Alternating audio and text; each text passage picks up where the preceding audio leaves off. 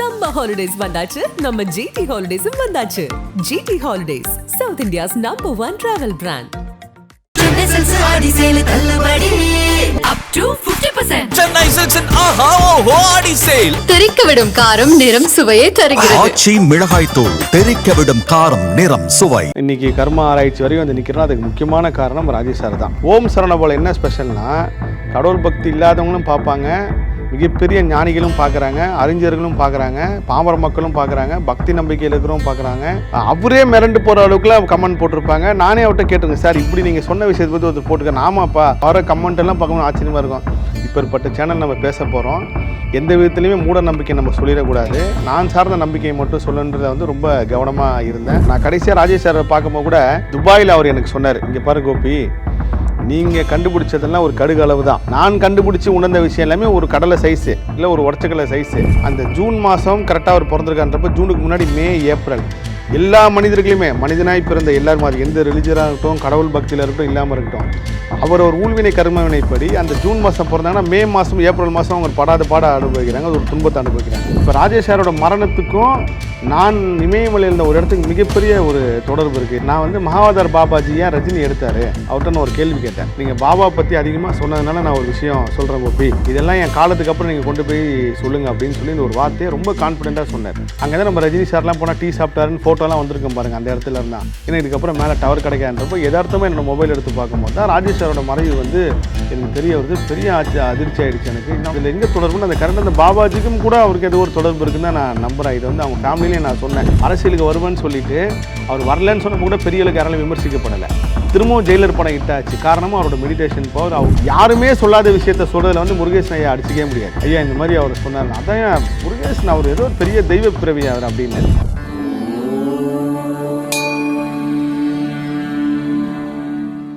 நக்கீரனின் ஓம் சரவணபவ நேயர்களுக்கு வணக்கம். உலகம் ஃபுல்லாக இந்த ஓம் சரவணபவ சேனலுக்கு மிகப்பெரிய ரசிகர்களும் மிகப்பெரிய ஆதரவாளரும் இருக்காங்க. அதில் நானும் ஒருத்தர். ஆனால் அந்த சேனல் எவ்வளோக்கு எவ்வளோ ரசித்து பார்த்தனோ அதே சேனலில் உட்காந்து நான் பேசுவேன்றது வந்து ஒரு மிகப்பெரிய கொடுப்பனை தான் சொல்லணும். காரணம் என்னென்னா, ராஜேஷ் சார் உயிரோடு இருக்கும்போது நான் பல தடவை சொல்லிட்டே இருப்பேன் அவர்கிட்ட, சார் நக்கீரனில் நம்ம 2 பேர் உட்காந்து பேசுவோம் சார், நான் அவ்வளோ கேள்வி வச்சுருக்கேன் உங்ககிட்ட கேட்குறதுக்கு அப்படின்னு சொல்லிட்டு. அதே சமயத்தில் வந்து நக்கீரன் அண்ணன்கிட்டையும் நான் வந்து கோபாலண்ணன்கிட்டையும் பல தடவை வந்து அவர் வந்து ஒரு இடத்துல சந்திப்போம், பிடி ட்ரெஸ்ஸஸ்ன்னு சொல்லி புருஷவாகத்தில் பார்க்குறப்பெல்லாம் சொல்லிட்டே இருப்பேன். கரெக்டாக அதுக்கு இன்னும் நேரம் வரும்னு சொன்னார். ஆனால் கடைசியில் அது ராஜேஷ் சார் மறைவுக்கு அப்புறம் நான் தனியாக உட்காந்து பேசுவேன்னு நினச்சி கூட பார்க்கல. இந்த சேனலில் பேசுகிறதுக்கு முன்னாடி நான் ஒரு விஷயத்தை பதிவு பண்ணி ஆகணும். நான் இந்த சமீப காலமாக கர்மா ஆராய்ச்சின்னு சொல்லி ஒரு ஆராய்ச்சியில் கிட்டத்தட்ட ஒரு 8-9 ஸ்டேஜ் முடித்து மனிதன் வந்து ஏன் துன்பப்படுறான்ற ஒரு விஷயத்தை கண்டுபிடிச்சேன். அதில் அந்த கர்ம வினை வந்து ரொம்ப ரொம்ப நுணுக்கமாக செயல்படுது, நீங்கள் நினச்சி பார்க்க முடியாத அளவுக்கு செயல்படுது. அதில் ஒரு விஷயத்தை வந்து எங்கே நான் கற்றுக்கிட்டேன் அப்படின்னா, இந்த ஆராய்ச்சிக்கெல்லாம் ஒரு முக்கியமான காரணம் அப்படின்னு பார்த்தீங்கன்னா ஒரு 3 பேர், கண்ணதாசன், ராஜேஷ் ஐயா, அப்புறம் முருகேசன் சார். அதுக்கு முதல்ல விதை போட்டது ஓம் சரவணபவ. அதுக்கு வந்து நான் முதல்ல ஓம் சரவணபவ பார்க்குறப்போ என்ன நினச்சின்னா, ராஜேஷ் சாரோட சேனல் தான் வந்து நினச்சிட்டு இருந்தேன். அப்புறம் தான் காலப்போக்கில் வந்து அந்த நக்கீரனோட சேனல் எனக்கு தெரியும். அப்போது நான் அரசியலில் ஒரு சித்தாந்தவாதியாக இருக்கும்போது என்னோடய பழைய வீடியோஸ்லாம் எத்தனை பேர் பார்த்துருப்பீங்கன்னு தெரியல. இதுக்கப்புறமும் நீங்கள் வந்து தேடி போய் பாருங்கள். நான் அரசியலில் வந்து ரொம்ப உக்ரமாக இருந்து ஒரு கிட்டத்தட்ட பல வருஷங்களுக்கு முன்னாடி நக்கீரன் சேனலையும் நக்கீரனை பயங்கரமாக விமர்சிச்சிருக்கேன். அந்த விமர்சித்து ரொம்ப ரொம்ப பதிவுகள்லாம் போட்டிருக்கேன் என்னோடய ட்விட்டர்லலாம். இப்போ என்னோடய ட்விட்டரில் வந்து நான் பதிவே போகிறது கிடையாது பல வருஷமாக. என்னோடய கர்மா பாருங்கள், நான் யாரை விமர்சித்தனோ, யாரை வந்து நான் வந்து நிறைய அவதூறு பரப்பி பேசினனோ, கடைசியில் காலம் வந்து அவங்ககிட்ட வந்து கொண்டு வந்து நிப்பாட்டிருக்கு. இது வந்து ஏன் உதாரணமாக சொல்கிறேன்னா, இதுக்காகன்னு கிடையாது. எனக்கு வந்து மிகப்பெரிய பாடம் வந்து எங்கே கற்றுக்கிட்டேன் அப்படின்னா, ராஜேஷ் சார் வந்து ஒரு வாட்டி பேசினார், யாரையுமே தாழ்வாக நினைக்காதீங்க, யாரையுமே விமர்சனம் பண்ணாதீங்க, உங்களுக்கு தெரியாத விஷயத்தை பற்றி கருத்து சொல்லாதீங்கன்ட்டு. அப்போ நான் நிறைய அந்த ஆர்வத்திலையும் ஏதோ ஒரு அரசியலில் இருந்த ஒரு விஷயத்துலையும் பேசினதுக்கு இது அப்படியே மாறி நான் இப்போ அரசியலே துளியும் என் வாழ்க்கை கிடையாது. என் வாழ்க்கை முழுக்க முழுக்க முருகர் சம்மந்தமாக தான், முருகர் ஆராய்ச்சி தான். என் வாழ்க்கை ஃபுல்லாகவே முருகர் பயணம் அப்படி தான் இருக்குன்னு சொல்லி இமயமலை பயணத்துக்கு அப்புறம் அந்த உத்தரவின்படி எல்லாத்துலேருந்து வெளியில் வந்தேன். நான் தொடங்கிய கட்சி முழுக்க அனைத்தையுமே கலைச்சிட்டு எக்காரது கூட இதுக்கப்புறம் வாழ்க்கையில் நான் யாரும் விமர்சிக்க மாட்டேன், யாரை பற்றியும் கருத்து பேச மாட்டேன், எதை பற்றியுமே நான் குறை சொல்ல மாட்டேன், எந்த அரசியல் சம்மந்தப்பட்ட விஷயத்தை நான் தலையிட மாட்டேன் அப்படின்னு முடிவெடுத்ததுக்கு அப்புறம் தான் என் வாழ்க்கை படிப்படியாக மாறதை நான் கண் கூட உணர்ந்தேன். இதுலேருந்து எல்லாரும் கற்றுக்க வேண்டிய ஒரு பாடம் என்னென்னா, உங்களுக்கு தெரியாத விஷயத்தை பற்றியும் நீங்கள் சம்மந்தமே இல்லாத விஷயத்தை பற்றியும் விமர்சிக்காதீங்க. யாராவது ஒருத்தர் இப்போ உதாரணத்துக்கு இவர் எப்படிங்க அப்படின்னு கேட்டார்னா, உங்களுக்கு தெரிஞ்சால் சொல்லுங்கள், இல்லை தெரியலனா தெரியலன்னுங்க. ஆனால் சம்மந்தமே இல்லாமல் அவதூறு தப்பாக சொல்கிறதோ இல்லை எப்படி பேசினாலும் ஒன்று நீங்களோ இல்லை உங்கள் பிள்ளையோ போய் யாரை பற்றி நீங்கள் தப்பாக பேசுனீங்களோ எதிர்காலத்தில் போய்ட்டு அவங்ககிட்ட போய் நிற்பீங்க. இது வந்து கண் முன்னாடி நான் அது ஒரு மிகப்பெரிய சாட்சி. ஸோ அந்த விதத்தில் ஓம் சரவணபவாவில் என்னை கொண்டு வந்து நிப்பாட்டதை நான் முருகர் தான் சொல்லணும். காரணம் வந்து ஓம் சரவணபவா பற்றி பேசிகிட்டே போகலாம் எவ்வளோ ஒன்றாலும். இன்றைக்கி வந்து எத்தனையோ யூடியூப் சேனல்கள் வந்து ஜோதிடமும் நாடி ஜோதிடமும் மருத்துவமும் சித்த மருத்துவமும் பேசுகிறதுக்கு ஒரு முக்கியமான விதை வந்து இவங்க தான் போட்டாங்க. நான் இந்த சேனல் பார்க்குறப்பெல்லாம் ஒரு விஷயத்தை யோசிச்சிட்டே இருப்பேன். என்னென்னா எல்லாத்தையும் பற்றி பேசுகிறாங்களே, ஓம் சரவணபவன்ற பேரை வச்சுட்டு முருகர் பற்றி பேசாமல் இருக்காங்களேன்னு சொல்லி எத்தனையோ வாட்டி நினச்சிருக்கேன். அப்போ நான் ராஜேஷ் சார்ட்டே கேட்பேன், யார் சார் இதுக்கு ஓம் சரவணபவன் பேர் வச்சா அப்படின்னா, இல்லை கோபி அது வந்து ஒரு நக்கீரன் தான் வச்சுருந்தாருன்ட்டு. அப்பேற்பட்ட விஷயத்தில் இந்த ஓம் சரவணபவாவில் முருகர் பற்றி பேசுகிறதுக்கு ஒரு பாக்கியம் கொடுத்துருக்காருன்னு அது இறைவனோட கருணை தான் சொல்லணும். ரொம்ப சந்தோஷம். இனி வரும் காலங்களில் இந்த ஓம் சரவணபவாவில் என்னை நீங்கள் பார்க்கலாம். நான் சொல்லக்கூடிய விஷயங்கள் பேசக்கூடிய விஷயங்கள் எல்லாமே என் சார்ந்து நான் அனுபவம் பட்டு நான் நேரடியாக கண்டறிந்த உண்மையாக தான் பதிவு செய்ய போகிறேன். இந்த விஷயத்தை பற்றி பேசுறதுக்கு முன்னாடி எல்லாருக்குமே கமெண்ட்டில் வந்து கண்டிப்பாக இந்த விஷயத்தை கேட்பாங்க. ஆனால் எல்லா நேர்களையும் நான் பல தடவை சொல்லியிருக்கேன். இந்த கண்ணாடி வந்து மருத்துவர், என்னோடய கண் மருத்துவர் அறிவுரைப்படி தான் இந்த கண்ணாடி போடுறேன். ஸ்டைலுக்காகவோ இல்லை வந்து வேறு காரணங்களும் கிடையாது. ப்ளஸ் நான் தேடை மெடிடேஷன் வந்து கிட்டத்தட்ட எப்படி ஒவ்வொரு மனிதனுக்கு ஒவ்வொரு போதையில் போய் சிக்குவாங்களோ அந்த மாதிரி இந்த தேடை மெடிடேஷன் என்னை ரொம்ப டீப்பாக கொண்டு போக எனக்கு அதில் கண் சம்மந்தமான ஒரு சில பிரச்சனைகள் வந்தப்போ தான் என்னோட குருநாதர் சொன்னார் கண்ணாடி போடுங்கன்ட்டு. இதில் ஒரு பெரிய அதிசயம் என்னென்னா, இன்றைக்கி ஓம் சரவணபவாவில் நேர்காணல் கொடுக்க வரேன். போன வருஷம் இதே நாளில் தான் நான் ஏன் கண்ணாடி போடுறதுக்கான பதில் வந்து நக்கீரனில் நந்தகோபால் ஐயா ஒரு பேட்டி கொடுத்துருக்காரு. ராஜேஷ் சாரும் நந்தகோபால் அந்த காணொலி வந்து நான் கட் பண்ணி போட்டிருக்கேன். எப்பவுமே என்னோடய ஃபேஸ்புக் மெமரிஸில் வந்து பார்ப்பேன், போன வருஷம் நான் எங்கே இருந்தேன் என்னென்னலாம் போஸ்ட் போட்டிருக்கும் போது நேற்று நைட்டு கிட்டத்தட்ட ஒரு 2:30 மணிக்கு தான் நான் மெடிடேஷன் முடிச்சுட்டு இந்த நாளைக்கு ஓம் சரவணபவத்துக்கான இன்டர்வியூக்காக ப்ரிப்பேர் ஆகிட்டு இருக்கும்போது எதுக்கும் மெமரிஸ் பார்க்கலான்றப்போ இந்த கண்ணாடி விஷயமா நான் பதிவு பண்ணுன்னு எழுதி வச்சுருந்ததை அவர் முன்கூட்டியே சொல்லியிருந்தார். அதை நான் போன வருஷம் எடுத்து பதிவு பண்ணியிருக்கேன். ஏன்னா நீங்கள் ரொம்ப தேடை மெடிடேஷனில் போகும்போதும் இந்த கர்ம ஆராய்ச்சிலையும் போகும்போது கண் வழியாக தான் உங்களுக்கு மிகப்பெரிய கர்மா வரும். அதனால தான் நிறைய சாமியார்கள்லாம் பாருங்கள், இல்லை நிறைய ரிஷிகள் ஞானிகள் மகான்கள்லாம் நீங்கள் ஃபோட்டோ எடுக்கும்போது கண்ணை மூடிடுவாங்க. அப்படின்னா பெரும்பாலும் அவங்க பக்தர்களோட கண்ணையோ இல்லை தன்கிட்ட குறை சொல்லவனோட கண்ணையோ வந்து அவ்வளோவா பார்த்து பேச மாட்டாங்க. இது நான் பல தடவை நானே உணர்ந்திருக்கேன். அந்த விஷயத்தை கரெக்டாக நேற்று பதிவு பண்ணியிருக்கேன். அதோட தொடர்ச்சி தான் இந்த கண்ணாடி போட்டு பேசுகிறதுக்கு காரணம் என்னென்னா, இப்போது இந்த ஸ்டூடியோ மாதிரி இருக்கிற இடத்துல அதிகமான வெளிச்சம் வந்து படும்போது அது எனக்கு கண்ணில் வந்து எந்த பாதிப்பும் கிடையாது. ஆனால் அதை தவிர்க்கிறது நல்லதுன்னு சொன்னதுனால இந்த கண்ணாடியை தவிர மற்றபடி வேறு எந்த காரணமும் கிடையாது. கமெண்ட்டில் நீங்கள் கேட்கறதுக்கு முன்னாடி இதை நான் சொல்லிட்டேன். இதுவும் கிட்டத்தட்ட ராஜேஷ் சார் ஸ்டைல் மாதிரி தான். அவர் வந்து முன்கூட்டியே சொல்லிடுவார், நீங்கள் இதை பேச போகிறீங்க அப்படின்ட்டு. எல்லாத்துக்குமே வந்து பிரபஞ்சம் வந்து ஒரு விஷயத்தை தேர்ந்தெடுத்து காமிச்சிருக்கு. அப்படிப்பட்ட வகையில் தான் ராஜேஷ் சாரும் ஓம் சரவணபவா வந்து பேசினார். இப்பயும் நான் வந்து பேசுறதுக்கு காரணம் இந்த பிரபஞ்சம் முருகர் தான். ஓம் சரவணபவாவில் பேசுகிறதுக்கு எனக்கு எல்லா விதத்துலேயும் வந்து ஒரு ஊன்றுகோலாக இருந்தது. ஃபஸ்ட்டு என் வாழ்க்கையை மாற்றினது அப்படின்னு யாருன்னு பார்த்தீங்கன்னா கண்ணதாசன் ஐயா. எங்கே மாற்றுறாருன்னு பார்த்தீங்கன்னா, டி நகர்லேயே கிட்டத்தட்ட நடேசன் பார்க் பக்கத்துலேயே ஒரு பல வருஷம் நான் அரசியலில் இருக்கும்போது ஒரு குறிப்பிட்ட கட்சி சார்ந்து இருக்கும்போது அந்த நடேசன் பார்க்கிட்டே தான் இருப்பேன். எனக்கு கண்ணதாசன் வீடுன்னு கூட தெரியாது எனக்கு. ஆனால் அங்கே மட்டும் எப்பயுமே கூட்டம் வந்துட்டு போயிட்டே இருப்பாங்க. அந்த கண்ணதாசன் இப்பயும் போனீங்கன்னா கண்ணதாசன் ஐயா வீட்டு பக்கத்தில் ஒரு டிஃபன் சென்டர் இருக்குது, அங்கேயே போய் சாப்பிடுவேன். ஆனால் இதுதான் கண்ணதாசன் வீடுன்னு தெரியாது. அப்போது யதார்த்தமாக என் கூட வந்த ஒருத்தர்கிட்ட கேட்குறேன், ஏங்க இங்கே இவ்வளோ கூட்டம் எப்பயுமே இருக்குது, புக்கெலாம் விற்கிறாங்களே என்னென்னு கேட்டால், அப்போ தான் சொன்னார் ஒரு கண்ணதாசன் வீடு அப்படின்னு சொல்லிட்டு. அப்போது ஆனந்தண்ணன் ஒருத்தர் தான், கண்ணதாசன் பற்றி உங்களுக்கு தெரியாதா, நான் ஒரு புக்கு சொல்கிறேன் கோப்பி, நீ போய் அதை வாங்கி படி அப்படின்னாரு. என்ன புக்குன்னு பார்த்தீங்கன்னா அர்த்தமுள்ள இந்து மதம்.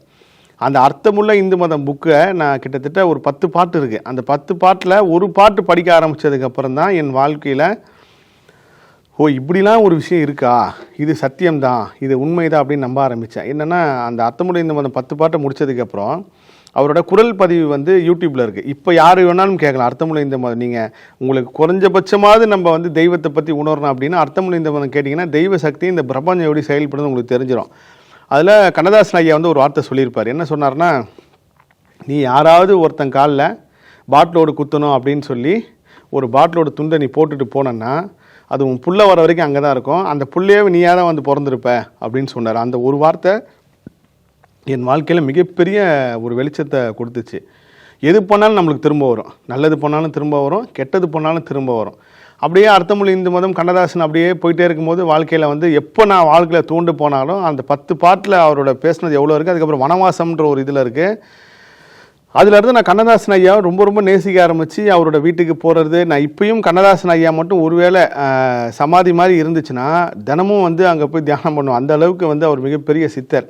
காலப்போக்கில் வந்து ராஜேஷ் ஐயா தான் ஒரு பேட்டியில் சொன்னார். ராஜேஷ் ஐயா பர்சனல் என்கிட்ட சொன்னது என்னன்னா, பட்டினத்தாரோட அடுத்த பிறப்பு தான் கண்ணதாசன் அப்படின்னாரு. அது வந்து ஒரு பெரிய ஆச்சரியமாக இருந்துச்சு. அவர் எவ்வளோ ரிசர்ச் பண்ணி வச்சுருக்காரு பாருங்கள். அப்போ கண்ணதாசன் ஐயா இந்த விஷயத்தை வாழ்க்கையில் மாற்றுறாரு. அதுக்கப்புறம் அப்படியே காலம் கடந்து போயிட்டே இருக்கும்போது தான் கரெக்டாக கொரோனா வருது. கொரோனாவில் தான் முதல்ல வந்து ராஜேஷ் சாரோட பேட்டியை வந்து எல்லாரும் பார்க்க ஆரம்பிக்கிறாங்க. அவர்கிட்ட இருந்தால் இன்னொரு என் வாழ்க்கையில் அடுத்த கட்டத்துக்கு போகுது. என்ன போகுது அப்படின்னு பார்த்தீங்கன்னா, அவர் ஒரு விஷயத்தை ஜோதிடத்தை பற்றி பேசிட்டே இருக்கும்போது கட்டத்தில் இல்லாமல் திட்டத்தில் வராதுங்க இப்படின்னு ரொம்ப அடித்து சொன்னார். அந்த வார்த்தை எனக்கு ரொம்ப ரிஜிஸ்டர் ஆகிடுச்சு. எப்படி கண்ணதாசன் ஐயா சொன்னது என் மனசில் பதிஞ்சுதோ அதே மாதிரி கட்டத்தில் இல்லாமல் திட்டத்தில் வராதுங்கன்னா அப்போ எல்லாமே விதிப்படி தான் நடக்குதா, எல்லாமே ஜோதிடப்படி தான் நடக்குது. இந்த கேள்வி தான் என்னை இன்னும் ராஜேஷ் சாரோட பேட்டி அதிகமாக பார்க்க வச்சுட்டே இருக்கும்போது அவர் நாடி ஜோதிடம் எல்லாமே சொல்கிறார். அதுக்கப்புறம் அவர் முருகேசன் ஐயான்னு ஒரு ஜோதிடரை வச்சு பேட்டி எடுக்கிறார். அப்போ அவர் பேசும்போது ஒரு விஷயத்த சொல்கிறார். அவர் எல்லாரும் நல்லவரே, யாரை பற்றியுமே பேசுகிறார், எல்லாரும் நல்லவரே. அப்படி இருக்கும்போது எனக்கு முருகேசன் ஐயா ஒரு டர்னிங் பாயிண்டாக வாழ்க்கையில் வந்து நிற்கிறாரு. அப்போது கண்ணதாசன், முருகேசன் ஐயா, ராஜேஷ் சார் இந்த 3 பேருமே வந்து மிகப்பெரிய அளவுக்கு வாழ்க்கையில் அடுத்த கட்ட கொண்டு போகிறாங்க. அப்போ தான் நான் வந்து அரசியல் சார்ந்த ஒரு விஷயத்தில் வந்து எனக்கு மனம் மாறுது. இல்லை இதுக்கப்புறம் என் வாழ்க்கையில் நான் அரசியலாக விட்டு வந்ததுக்கு முக்கியமான காரணம் இவங்க கூட. இதுக்கப்புறம் நம்ம யாரை பற்றியுமே பேசக்கூடாது, பொதுவெளியில் யாரையுமே தப்பாக பேசக்கூடாது, எதை பற்றியும் கருத்து பேசக்கூடாது. அப்படி இருக்கும்போது எனக்கு இமயமலை பயணம் யதார்த்தமாக அமையுது. நீம் கரோலி பாபா அவரோட பயணம் தான் அங்கே போயிட்டு வந்ததுக்கப்புறம் தான் என் வாழ்க்கையை மாறுச்சுன்னு சொல்லும். அதுக்கப்புறம் மொத்தமாக எல்லாத்தையும் ஹேரை கட்டிட்டு இனி வாழ்க்கை ஃபுல்லாகவே நம்மளுக்கு தொழிலுக்கு சினிமா இருக்குது.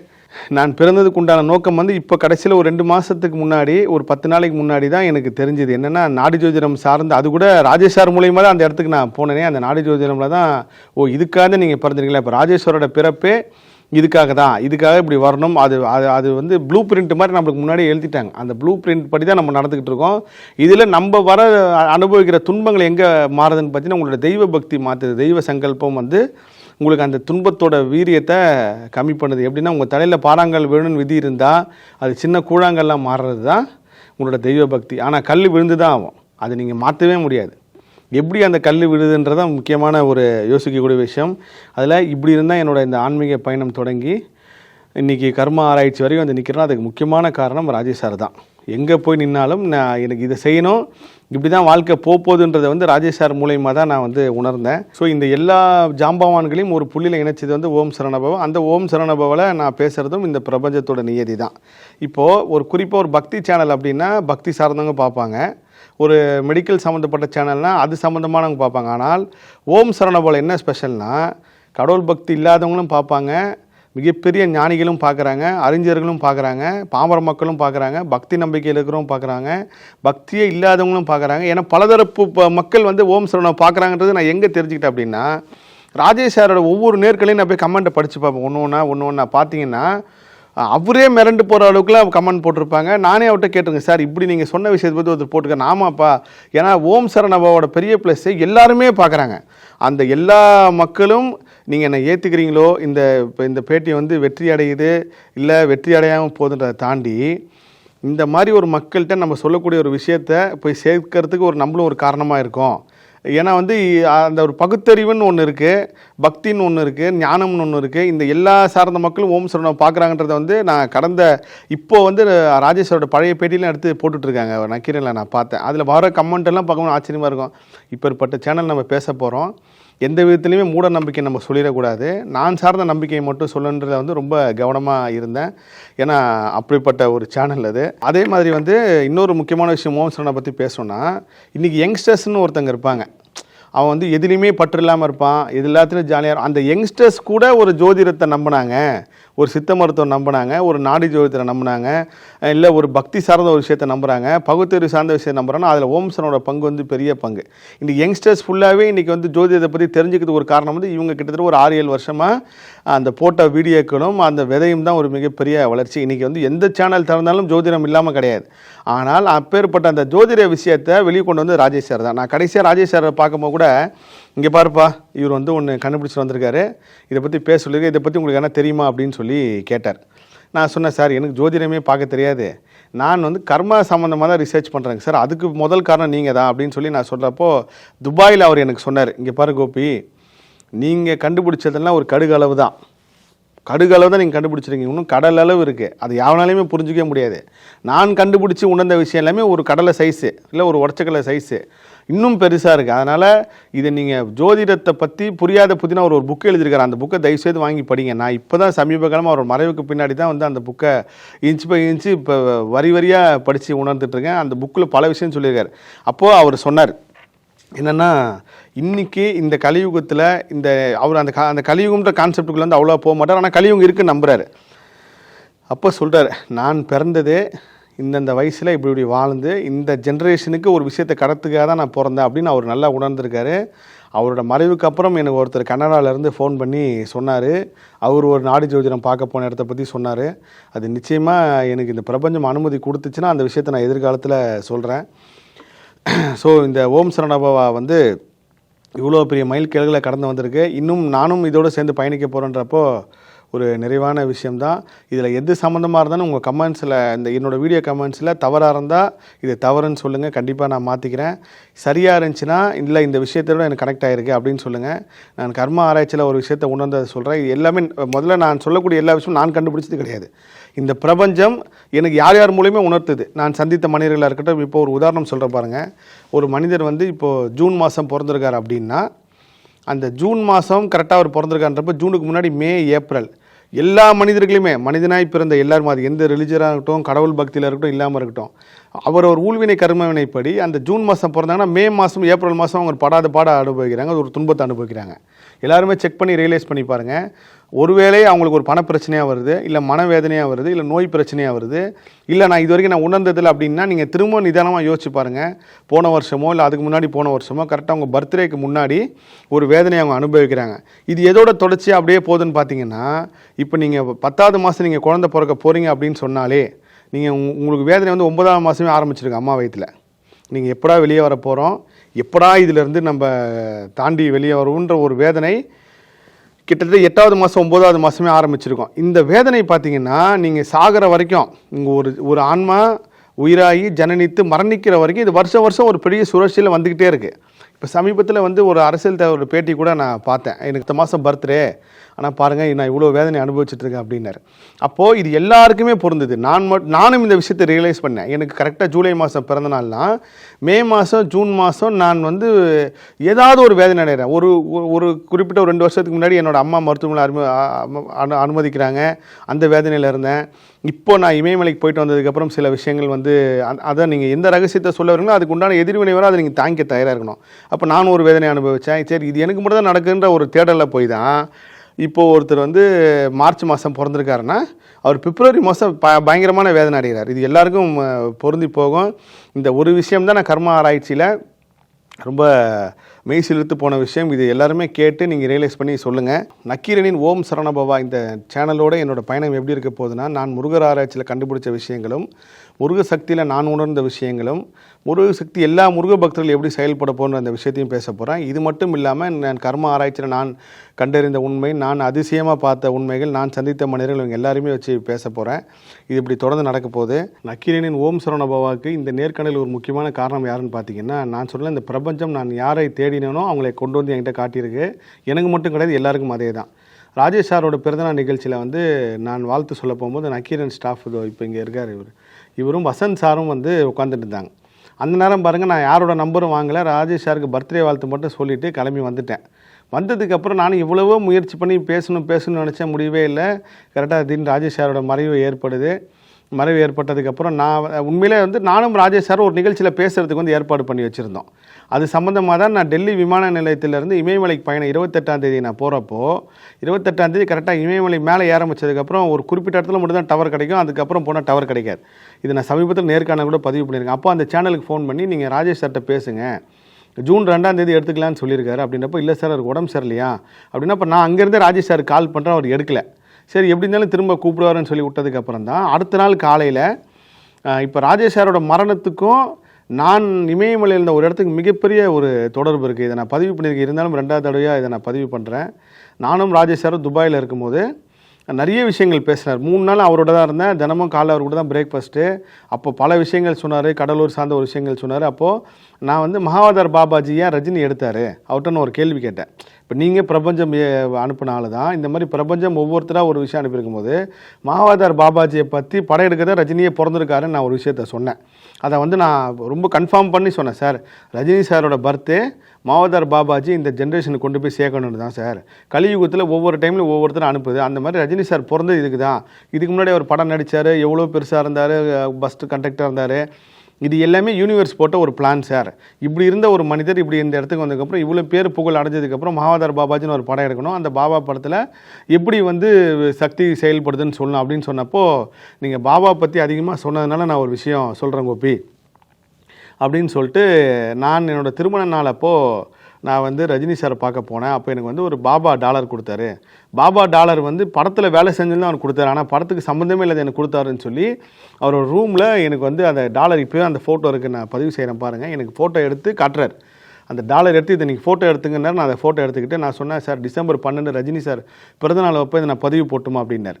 இல்லை நானே இதை சொல்லான் இருக்கேன் அப்படின்னா அதுக்கப்புறம் அவரான சொல்லும் போது என்கிட்ட ஒரு வார்த்தை சொன்னார்னா, இதெல்லாம் என் காலத்துக்கு அப்புறம் நீங்கள் கொண்டு போய் சொல்லுங்கள் அப்படின்னு சொல்லி இந்த ஒரு வார்த்தையை ரொம்ப கான்ஃபிடென்ட்டாக சொன்னார்.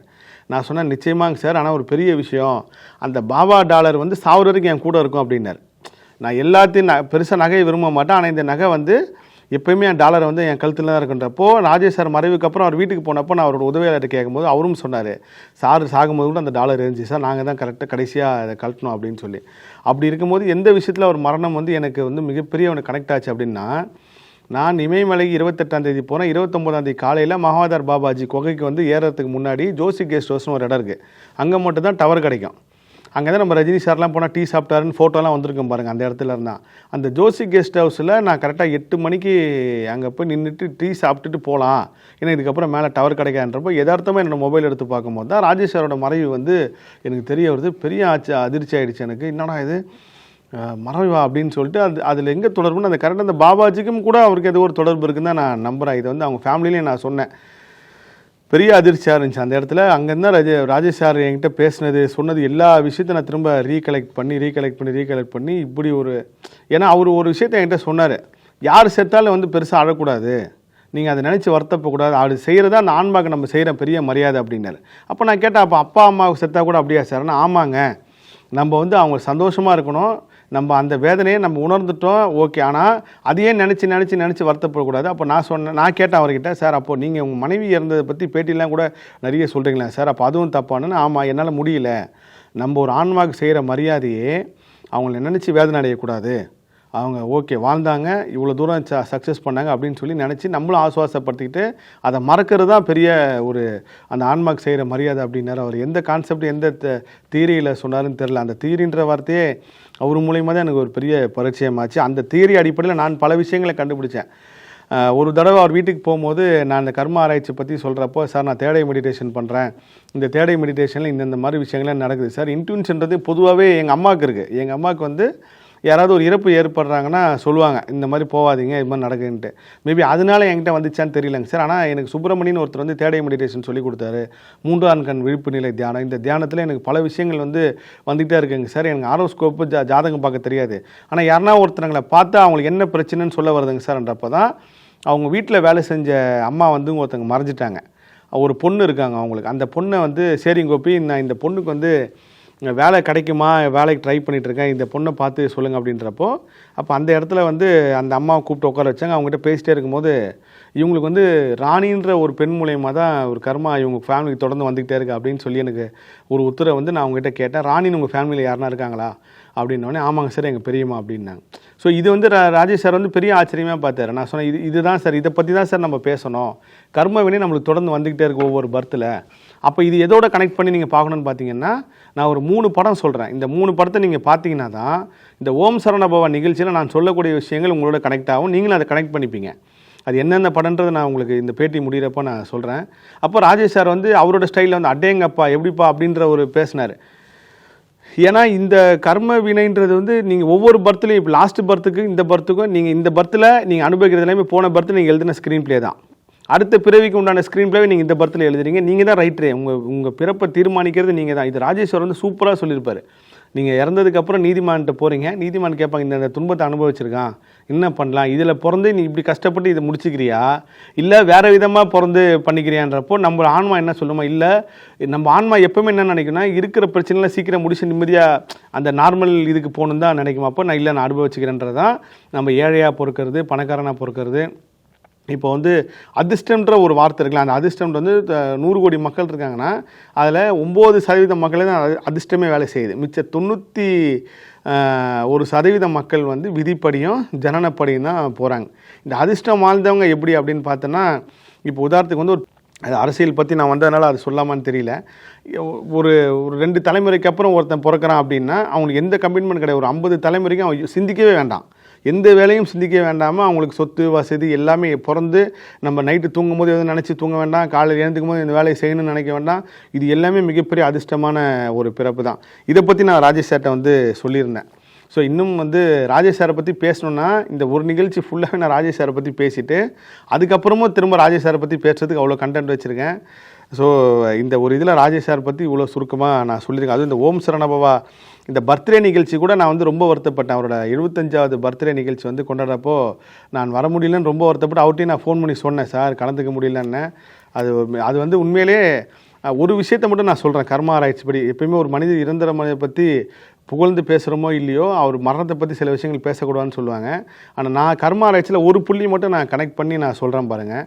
இந்த ஒரு புள்ளியிலேருந்து நான் எப்படி யோசிச்சனோ, கண்ணதாசன் ஐயா சொன்னதையும் ராஜேஷ் ஐயா சொன்னது எப்படி யோசிச்சனோ, என்ன மாதிரியே கடகலக்கணக்காரங்க யாராவது பார்த்தீங்கன்னா நீங்களும் யோசிங்க, அது பதில் கிடைக்கும். ராஜேஸ்வரோட ஃபஸ்ட்டு படம் வந்து கன்னி பருவத்தில், அந்த படம் தான் அவரோட ஃபஸ்ட்டு படம். அந்த படத்தில் நடித்தது வந்து வடிவுகரசி அம்மா. ராஜேஸ்வரோட கடைசி நடிகை பேட்டி வந்து வடிவுகரசி அம்மா தான். ஸோ இது எப்படி நீங்கள் பொருத்தி பார்க்குறீங்கன்றதுக்கு முன்னாடி இது வந்து சரி தவறை தாண்டி எங்கே ஆரம்பிக்கப்பட்டதோ அங்கே தான் வாழ்க்கையை வந்து முடிகிற கட்டத்தில் வந்து கரெக்டாக முடியுது. இது வந்து பக்காவாக இந்த யூனிவர்ஸ் வந்து செயல்பட்டு நடத்துது. அவர் வந்து நடிகைன்னு ஒரு பேட்டி எடுத்தது கடைசியாக பார்த்தீங்கன்னா வடிவுகரசி அம்மா அவர் தான் கொடுத்தார். மேபி அதோட அந்த கடைசி காலம் வரப்போ தெரிஞ்சு நடந்துச்சா, ஏன்னா என்கிட்ட அவர் பேசும்போதே சொன்னார் 82 வயசு வரைக்கும் நான் இருப்பேன் அப்படின்னு சொன்னார். ஒவ்வொரு மனிதனுக்கும் விதிப்படி ஒரு மரணமும் கண்டப்படி ஒரு மரணமும் வருது. இந்த 2 மரணத்தில் அதிகமான மனிதர்கள் வந்து இந்த கலியுகத்தில் கண்டப்படி தான் போவாங்க. அது வந்து நாம் உயிரோட இருக்கும்போது அது பேசக்கூடாது. இருந்தாலும் பொதுவான நான் என் கர்மா பார்க்கும்போது கூட சரி, நிறைய பேர் கர்மா பார்க்கும்போது சரி, ஒரு சில பேருக்குலாம் நான் வந்து சொன்னதே, நீங்கள் தண்ணியில் ஒரு பிரச்சனை வரும், நீங்கள் பாத்ரூம் போகும்போதோ சரி, நீங்கள் அதிகமான ஃபேமிலி பாருங்கள், பாத்ரூம் போகும்போது வடிக்கி விழுந்து இறந்தவங்க வந்து அதிகமாக இருப்பாங்க, படிக்கட்டிலேருந்து வடிக்கி விழும் போது அதிகமாக இருந்திருப்பாங்க. இதுக்கு மண் தத்துவத்தோடு கனெக்ட் ஆகும். அப்படி இருக்கும்போது இந்த வடிவுகரசி அம்மா தான் அவர்கிட்ட கடைசியாக கொடுத்தது. எங்கே ஆரம்பிக்கப்பட்டது அங்கேயே வந்து இயற்கையை வந்து ஒரு கனெக்ட் பண்ணி முடிக்கிறதுனா ஒரு பெரிய ஆச்சரியம். இந்த மாதிரி பல கிட்டத்தட்ட ஒரு 75 சம்பவங்கள்ட்ட நான் எழுதி வச்சுருக்கேன்.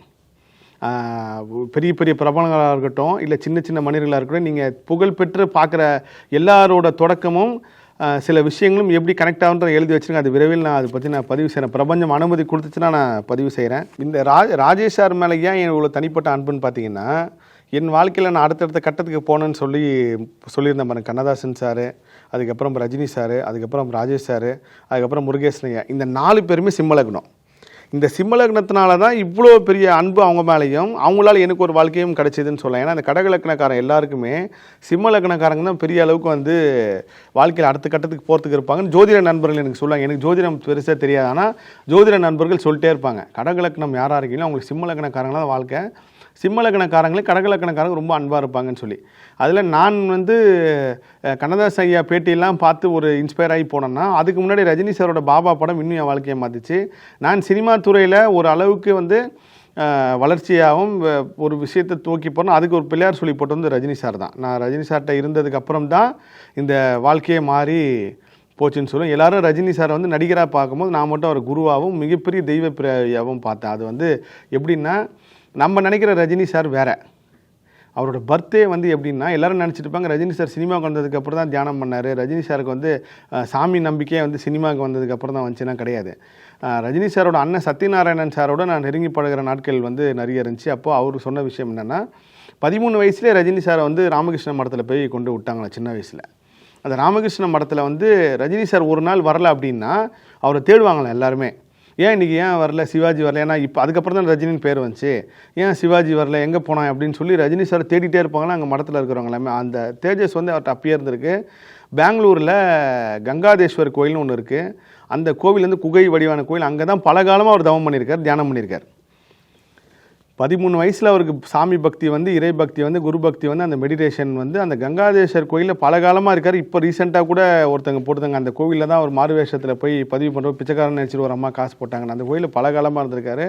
அங்கே பல காலமாக மெடிடேஷன் பண்ணதுனால தான் ஒரு தியானத்தோட சக்தி எந்த அளவுக்கு அப்படின்னா அபரிவிதமானது. தியானத்தால் பல பலம் இருக்குது, பலவீனம் இருக்குது. என்ன பலம் பார்த்தீங்கன்னா, நீங்கள் நினச்சது நீங்கள் பேசுகிறது கிடைக்கும். நீங்கள் 1000 பேர் நிற்கிற இடத்துல ஒரு பக்காவாக மெடிடேஷன் பண்ணுற ஒரு ஆள் தனியாக நின்னா அந்த ஆறா வந்து எல்லா அந்த 999 பேரையும் தனியாகவும் இந்த ஒருத்தரையும் தனியாக காட்டும். அப்படிப்பட்ட ஒரு பெரிய பலம் வந்து தியானத்துக்கு இருக்குது.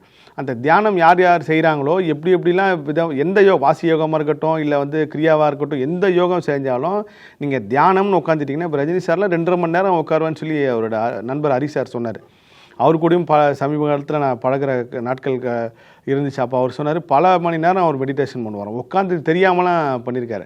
இது எப்படி உட்காந்து தெரியாமல் பண்ண முடியும் அப்படின்றத வந்து கேள்விக்கு கடைசியில் எனக்கே அது நடந்துச்சு. நான் 10 நிமிஷத்தில் மெடிடேஷன் முடிச்சுட்டு வரேன்னு சொல்லி போய் பாம்பாட்டி சித்தர் மருதமல்லியில் அவரோட ஜீவ சமாதியில் அங்கே போய் தியானம் பண்ணுறப்போ 45 நிமிஷம் நான் அங்கே உட்காந்துருக்கேன். எனக்கு என்ன நடந்துச்சுனே தெரில. எழுந்ததுக்கப்புறம் தான் 10 நிமிஷம் என்னை கூப்பிடுங்கன்னு சொல்கிறப்போ கிட்டத்தட்ட 45 நிமிஷம் இருந்தது. இதுதான் யூனிவர்ஸ் கனெக்ட். நீங்கள் உட்காந்துட்டிங்கன்னா இந்த பிரபஞ்சத்தோட லயிச்சு போயிடுவீங்க. உங்களோட ஆத்மாவை, உங்களோட உடம்பு நீங்களே வெளியிலேருந்து பார்க்கலாம். அந்த விஷயத்தில் ரஜினி சார் பெரிய அளவுக்கு தாண்டி வந்திருக்காருன்னு தான் நான் சொல்லுவேன். அப்படி இருக்கும்போது தான் பாலச்சந்தர் சார் ஃபிலிம் இன்ஸ்டியூட்டுக்கு போய்ட்டு ஆடிஷன் பண்ணுறப்போ அவர் இப்போ இந்த சினிமாவில் ஒரு கதை சொல்லுவாங்க, ரஜினி சார் ரோட்டில் போகும்போது பார்த்தாரு, சிகரெட் தூக்கி போட்டார். அதெல்லாம் கிடையாது. ஃபிலிம் இன்ஸ்டியூட்டில் ஆடிஷன் போகும்போது ரஜினி சாரோட அந்த தியானத்தோட ஆறாதான் பாலச்சந்தர் சார் பார்வை அவர்கிட்ட கொண்டு போச்சு. இது வந்து பெரிய உண்மை அது. ஏன்னா அவரோட அந்த ஆறா வந்து எங்கே இருந்தாலும் கொண்டு போயிட்டார். அதனால நீங்கள் நல்லா பாருங்கள், ரஜினி சாருக்கு எவ்வளோக்கு எவ்வளோ சோதனை காலம் வந்தாலும் அந்த சோதனை காலத்துலேருந்து அவர் ஈஸியாக வெளில வந்திருக்கார். மற்ற பேரால் அப்படி வர முடியாது. அரசியலுக்கு வருவேன்னு சொல்லிட்டு அவர் வரலன்னு சொன்னப்போ கூட பெரிய அளவுக்கு யாராலும் விமர்சிக்கப்படலை.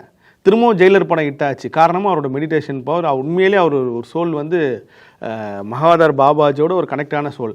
இந்த படத்துக்காகவும் இந்த பக்தி நிலையை கொண்டு போகிறதுக்காக தான் அவர் பிறப்பே. மற்றது எல்லாமே வந்து அந்த மாயமான ஒரு மாயையில் இருக்கிற வாழ்க்கை தான். என்றைக்காவது ஒரு நாள் இந்த ஒரு விஷயம் ஆதாரப்பூர்வமாக வெளி உலகத்துக்கு பிரபஞ்சம் காட்டும். ஸோ அப்படி இருக்கும்போது இந்த சிம்ம லக்னக்காரங்க என் வாழ்க்கையில் வந்து மிகப்பெரிய அளவுக்கு ரோல் பண்ணதான் சொல்லேன். இப்போ யாரை பார்த்தாலும் என்ன லக்னம் நான் கேட்கறதுக்கு காரணமே ராஜேஷ் சார் சொன்னது தான். நான் சிம்ம லக்னம்னு சொன்னதுக்கப்புறம் தான் எனக்கு கடக லக்னக்காரங்க எல்லாருக்கும் சிம்ம லக்னத்தில் ஒரு பெரிய இருக்குன்னு இப்பயும் பாருங்கள். ராஜேஷ் சார் மூலயமா தான் நான் ஒரு நக்கீரன் ஓம் சரவண வந்து பேசணுன்னு இருந்திருக்கேன். அதே சமயத்தில் அவர்கிட்ட தொடர்பு கொண்டு பேசி இன்றைக்கி கொண்டு வந்து நிப்பாட்டுறதுக்கு காரணம் ராஜேஷ் சாரோட பேட்டி தான். அது ஓம் சரணபவான்ற பேர் உள்ள சேனலில் முருகர் பற்றி பேசுறதுக்கு காரணம் அவர் தான். முருக பக்தியை பற்றி அவர் நிறைய வியந்து என்கிட்ட சொல்லியிருக்காரு. காரணம் என்னென்னா, சஷ்டி விரதம்னு ஒரு படம் நடிச்சிருந்தார் ராஜேஷ் சார். அந்த படம் அவர் நடிச்சதே அவர் மறந்துட்டார். நான் சொன்னேன், சார் சஷ்டி விரதம் படத்தில் இந்த மாதிரி ஒரு விஷயத்தில் ரஜினி வரார் பார்த்தீங்களா அப்படின்னா. ரஜினி சார் ஒரு பக்தி படத்தில் நடித்தார்னா அது முருகர் படத்தில் நடிச்சிருக்காரு. ராகவேந்திரான்றது அவராக ஹீரோவாக பண்ணது. ஆனால் இந்த சஷ்டி விரதம் படம் வந்து நீங்கள் திரும்பவும் யாராவது யூடியூப்ல பாருங்கள், ரஜினி சார் வில்லனாக நடிச்சிருப்பார், ஆனால் முருகராக நடிச்சிருப்பார். அது வந்து ஒரு பெரிய ஆச்சரியமாக இருந்துச்சு. நான் அது கேட்டேன், எப்படி சார் அப்போ வந்தாலும் ரஜினி சார் அவ்வளோ ஃபேமஸ்லாம் கிடையாது அந்த காலகட்டத்தில். அப்போ ராஜேஷ் சார் ஒரு பெரிய உச்ச நட்சத்திரமாக இருந்திருக்காரு. ராஜேஷ் சார் வந்து என்கிட்ட அது ரொம்ப சிலாகிச்சு சொன்னார். அந்த சஷ்டி விரதம் படத்து மூலயமா பல அதிசய சம்பவம் அவருக்கு நடந்திருக்கு. நீங்கள் படம் பார்க்கும்போது பாருங்களேன், ரஜினி வந்து ஒரு கேரக்டர் வருவார், முக்கியமான கேரக்டருக்கு வருவார். அந்த கேரக்டர் வந்து முருகராகவே வருவார். முருகப்பெருமா அவர் காட்சி கொடுப்பாரு. அவர் ஒரு நல்லது பண்ணுற கேரக்டராக இருக்கும். அதில் ஒரு வாசகமே இருக்கும், சஷ்டி விரதம் இருக்கிறவங்க யாராலையும் ஒன்றும் பண்ண முடியாதுப்பா அப்படின்னு சொல்லார். அது இப்போ ரீசெண்டாக நான் பேட்டியில் சொன்னதுக்கப்புறம் சோஷியல் மீடியாவில் வந்து ட்ரெண்ட் ஆகிட்டு இருக்கு. அப்போ துபாயில் இருக்கும்போது நான் ஒரு காணொலி பதிவு பண்ணி துபாய்க்கு போகிறேன். இது மாதிரி முருக பக்தர்கள் வந்து என்னை சந்திக்கிறது தான் இந்த ஹோட்டலில் இந்த இடத்துல இருப்பா அப்படின்னு சொல்லி. அப்போ ராஜேஷ் சார் இறங்கி அவங்களோட மச்சான் வீட்டுக்கு போகிறார். அங்கே அவரோட ரிலேட்டிவ் நிறைய பேருங்க அங்கே துபாயில். அப்போ அவர் போகும்போது லிஃப்ட்லேருந்து இறங்கி போகும்போது நான் ரிசப்ஷனில் அவ்வளோ கூட்டத்துக்கு நடுவில் நான் நின்னதை பார்த்துட்டு எதுவும் பேசல. அவர் கிளம்பிட்டார். அப்புறம் அன்றைக்கி நைட்டு திரும்ப அவர் சந்திக்கிறப்போ, யார் இவங்கலாம் அப்படின்றப்போ, இல்லை சார் இவங்கெல்லாம் முருக பக்தர்கள், துபாய்க்கு நான் வந்தனால இவ்வளோ பெரிய தூரம் நான் கடந்து வந்திருக்கேனுங்க சார், இப்போ இவங்களை பார்த்தா தான் உண்டு, நான் திரும்ப எப்போ துபாய் வர போகிறேன், அதனால் ஒரு காணொலி போட்டிருந்தேன் என்னோடய சோஷியல் மீடியாவில். பெரிய விஷயம் அவர் சொன்னார், பெரிய விஷயம், ஒரு தமிழனை இத்தனை மக்கள் தேடி வந்து பார்க்குறான்றப்போ சாதாரண விஷயம் இல்லை. இந்த முருக பக்தியில் நீ எப்படி வந்தன்றதை நான் பார்க்குறேன்னு அப்போ தான் அவர் என்னோடய ஜாதகத்தை பார்க்குறாரு. அப்போ தான் என்னோட அடுத்த நாள் காலையில் பிரேக்ஃபாஸ்ட் சாப்பிடும் போது தான், சார் இதான் சார் என்னோடய ஜாதகம்னா பார்த்து, ஓ கடகலக்கணம் செவ்வாய், அப்பா அடேங்கப்பா அதான் ஏன் சரியா, நான் முருகரை பற்றி நீ இவ்வளோ சொல்கிறதுனால நான் உன்னை சொல்கிறேன் கேட்டுக்கன்னு சொல்லி ஒரு அரசியல் தலைவர், மிகப்பெரிய அரசியல் தலைவர், அவர் வாழ்க்கையில் நடந்த விஷயத்தை வந்து அந்த அரசியல் தலைவரே ராஜேஷ் சார்கிட்ட சொல்லி ராஜேஷ் சார் எனக்கு அதை நினைவு கூர்ந்து சொன்னார். நான் சஷ்டி விரதம் படத்தில் நடித்தப்போ இந்த மாதிரி ஒரு விஷயம் வந்து எனக்கு ஒரு அரசியல் தலைவர் கூப்பிட்டு சொன்னாருன்ட்டு. அது ஒரு மறைவுக்கு அப்புறம் அது சொல்கிறது எவ்வளோ நல்லா இருக்குன்னு தெரியல. ஆனால் அவர் மிகப்பெரிய அரசியல் தலைவர், அவர் வாழ்க்கையில் ஒரு முருகர் அதிசயம் நடத்திருக்காரு. அப்போ சொன்னார், இப்பயும் சொல்கிறேன் பாரியா, கட்டத்தில் இல்லாத திட்டத்தில் கிடையாது, நீ இந்த விதிப்படி தான் நீ போயிருக்க அப்படின்னார். கிரகப்படி தான் நீ எங்கெங்கேயோ சுற்றி கடைசியில் எதுவுமே வேணான்னு வந்து சேர்ந்தது உன் கிரகம் தான், உன் விதி தான், இது மூலயமா தான் உனக்கு வாழ்க்கைன்றது விதி தான் அப்படின்னாரு. எனக்கு வந்து பெரிய ஆச்சரியமாக இருந்துச்சு. அவர் வந்து நான் ஜோதிடர்களை வந்து அதிகமாக வந்து பார்த்தது கிடையாது, அவ்வளோ பேச கிடையாது. ஆனால் நான் பார்த்து உயர்ந்த மனிதர் வந்து முருகேசன் ஐயா. முருகேசன் ஐயா போய் நீங்கள் ஒரு ஜாதகம் கொடுத்தீங்கன்னா ஒரு செகண்ட் இப்படி எடுப்பார். அப்படியா, சரி நீங்கள் இந்த பிரச்சனை தான் வந்திருக்கீங்களா அப்படின்னாரு. என்கிட்ட பெரிய அதிசயம்னா நான் உள்ளே போகிறேன், போகும்போதே அவர் என் பேட்டியெல்லாம் பார்த்துருக்காருன்னு நான் நினச்சி கூட பார்க்கல. அவர் எங்கே, அவருக்கெல்லாம் நேரம் இருக்குமா? ஏன்னா பெரிய ஒரு, நான் என்னோடய பேரில் ஒரு சித்தர் மாதிரி தான். ராஜேஷ் ஐயா சார்ட்டே நான் முருகேஷ் ஐயா பற்றி ஒரு அரை மணி நேரம் பேசியிருக்கேன். எப்படி அவர் இப்படி பார்த்த உடனே சொல்கிறாருன்னு வரைக்கும் நான் அவர்கிட்ட சொன்னேன், இதுதாங்க காரணம். ஓ ஆமாம், அவருக்கு வந்து பல வருஷமாக பழக்கம், யாருமே சொல்லாத விஷயத்த சொல்கிறதுல வந்து முருகேஷ் ஐயா அடிச்சிக்கவே முடியாது. அந்த ஒரு பெரிய காரணமும் இந்த ஓம் சரண மூலியமாக தான் அவர் தெரிய வந்தார். அதில் வந்து என்னோடய ஆரோஸ்கோப் கொடுத்த உடனே 3 பசங்க உங்கள் வீட்டில்னார். இல்லைங்க 2 பசங்க தான், 3 பசங்க உங்கள் அம்மாகிட்ட போய் கேளுன்னார். இதை வந்து நான் ராஜேஷ் சார்கிட்ட சொன்னேன், ஐயா இந்த மாதிரி அவர் சொன்னார். அதான் முருகேசன் அவர் ஏதோ ஒரு பெரிய தெய்வ பிறவி அவர் அப்படின்னாரு. அவர் இந்த வாயா பையன் தான் சொல்லுவார், அவர் பெரிய தெய்வ பிறவி. அவர் வந்து எனக்கே பழியா ஆச்சுருங்க, நான் ஒருத்தனை கூட்டி போய் விட்டேன், அவர் அப்படியே கரெக்டாக சொன்னாரே அப்படின்னு சொல்லி. அந்த மாதிரி அவரை மாதிரி ஒரு ஜோதிடத்து நம்பிக்கையும் ஜோதிடத்தை பற்றி ஆராய்ச்சி பண்ணவங்களாம் வேறு யாருமே கிடையாது. பெரிய ஒரு எனக்கு பழைய ஞாபகம்லாம் வருது, ராஜேஷ் சார் கூட இருந்தது, பேசினது எல்லாமே. இப்போ முருகேசன் ஐயாவுக்கும் உடல்நிலை சரியில்லாமல் அவர் அந்த ஸ்டூடியோலேருந்து அந்த இடத்துலேருந்து காலி பண்ணி போயிட்டாருன்னு சொல்லி கேள்விப்பட்டேன். ராஜேஷ் சார் மரணத்துக்கும் வர முடியலன்னு அவர் ரொம்ப ஃபீல் பண்ணார். ராஜேஷ் சார் மரணத்துக்கு அப்புறம் நான் கேட்ட ஒரு கேள்வியாக தான், எல்லாமே பார்த்து சொன்னீங்களே, ஜோதிடத்தில் இது காட்டலையா, ஜாதகத்தில் இது காட்டலையா அப்படின்னு சொல்லி கேட்டது தான். ஆக மொத்தத்தில் வந்து ராஜேஷ் சார் சொன்ன மாதிரி ஜோதிடம் புரியாத புதிர். நான் சமீபமாக ஒரு 10-15 நாளாக ஒரு விஷயத்தை உணர்கிறேன். பக்காவாக ஜோதிடத்துப்படி போகிறவனும் தோக்குறான், எந்த நம்பிக்கையும் இல்லாமல் போகிறவனும் ஜெயிக்கிறான். அதுக்காக ஜோதிடம் பொய்யும் கிடையாது. அது எப்படி செயல்படுன்றது உங்களால் ரெக்கக்னைஸே பண்ணவே முடியாத அளவுக்கு ஒரு மிஸ்ட்ரியாக இருக்குது. நான் ஒரு ஆரோஸ்கோப் எடுத்து ஒருத்தர் போய் ரிசர்ச்சுக்காக கொடுக்குறேன், அவர் பார்த்து ஒரு விஷயம் சொல்கிறார், அவர் சவால் விட்டு சொல்கிறது அவங்க வாழ்க்கையில் நடந்திருக்குன்ட்டு. ஆனால் அவர் நடக்கலை. ஏன் நடக்கலைன்னு பார்த்தீங்கன்னா, அவங்க அந்த பக்தியா, இல்லை இவங்க அதிர்ஷ்டமா, இல்லை இவங்க ஏதோ புண்ணியத்தில் ஏதோ ஒரு பெரிய எப்படி சொல்கிறது, ஒரு குடுப்பனையோட பிறந்தாங்களான்னு தெரியல. இது ஆனால் ஜாதகத்தில் காட்டுது இந்த பிரச்சனை இருக்குதுன்னு சொல்லி, அவங்க அந்த பிரச்சனை கிடையாது. நான் அப்பயும் சொல்கிறேன், உண்மையே சொல்லுங்கள், மறைக்காமல் சொல்லுங்கன்னா, அவங்க கோயிலில் கூட கற்பூராட்சி சத்தியம் பண்ணுறேன், எங்களுக்கு உண்மையிலே அந்த பிரச்சனை கிடையாதுன்றப்போ, இது என்னால் புரிஞ்சிக்கவே முடியாத ஒரு அதிசயம்தான். அந்த யூனிவர்ஸ் வந்து நீங்கள் எப்படி செயல்படுது அப்படின்றது வந்து புரிஞ்சிக்கவே முடியாது. அதே மாதிரி இந்த 11-11 பற்றி நான் வந்து ராஜேஷ் சார்கிட்ட சொன்னேன்.